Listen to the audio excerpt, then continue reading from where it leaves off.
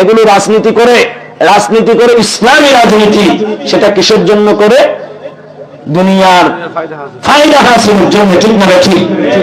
দুনিয়াবি ফায়দা হাসিলের জন্য কেউ ধর্মকে ব্যবহার করে, আবার কেউ দুনিয়াবি মসনদে গিয়ে ধর্মের উপকার করে। জোরে বলেন না সুবহানাল্লাহ। কেউ রাজনীতি করে ধর্মকে প্রতিষ্ঠা করার জন্য, আর কেউ রাজনীতি করে ধর্মকে ব্যবহার করে ক্ষমতা পাওয়ার জন্য। আপনাকে বিশ্লেষণ করতে হবে কি হবে না? আরেকটু জোরে বলেন না, হবে কি হবে না? শুধু ইসলামী দল নাম শুনলে যে আপনি পাগল হয়ে যাবেন সেটা নয়, অ্যানালাইসিস করতে হবে এনার উদ্দেশ্যটা কি।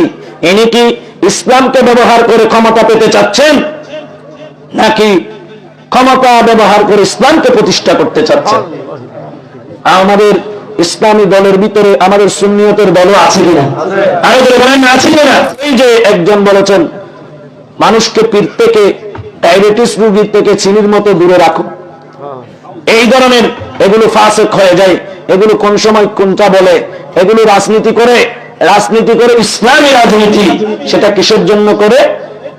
দুনিয়ার ফায়দা হাসিলের জন্য। ঠিক না ঠিক?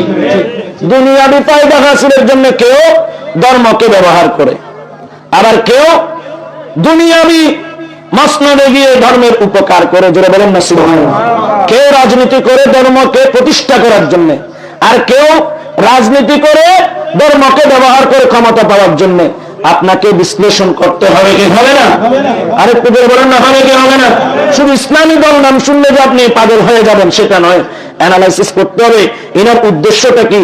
ইনি কি ইসলামকে ব্যবহার করে ক্ষমতা পেতে চাচ্ছেন, নাকি ক্ষমতা ব্যবহার করে ইসলামকে প্রতিষ্ঠা করতে চাচ্ছেন? আমাদের ইসলামী দলের ভিতরে আমাদের সুন্নিয়তের দলও আছে কিনা? আছে কিনা? ইসলামী রাজনীতি যদি আপনাকে করতে ইচ্ছা হয় তাহলে আপনি সেটাই করেন, যেটা দুনিয়ার সমস্ত সম্পদ ক্ষমতা সবকিছু ইসলামের জন্য উৎসর্গ করে। আরেকটু জোরে বলেন। ইসলামকে পুঁজি করে দুনিয়া অর্জন করতে চায় না, বরং ইসলামের কদমে দুনিয়াকে বিসর্জন দেয়। সেরকম দল বাংলাদেশে আছে কিনা? সেটা কোনটা সেটা আপনাদেরকে ধরে নিতে হবে।